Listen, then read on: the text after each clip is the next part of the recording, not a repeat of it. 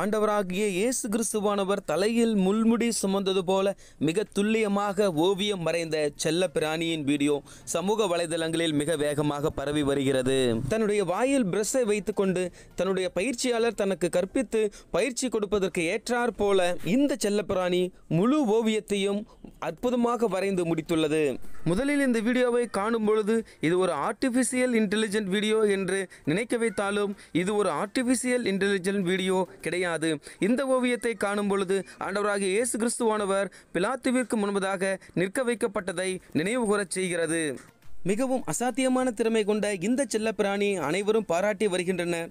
இந்த செல்லப்பிராணி வரைந்த ஓவியத்தை குறித்து உங்கள் கருத்துக்கள் என்ன என்பதை மறவாமல் பதிவிடுங்கள். கிறிஸ்துவுக்குள் பிரியமானவர்களே, கிறிஸ்தவ தகவல்களையும் செய்திகளையும் உடனுக்குடன் அறிந்து கொள்ள நமது வைரல் கிறிஸ்டியன் தமிழ் என்ற இந்த சேனலை சப்ஸ்கிரைப் செய்து கொள்ளுங்கள்.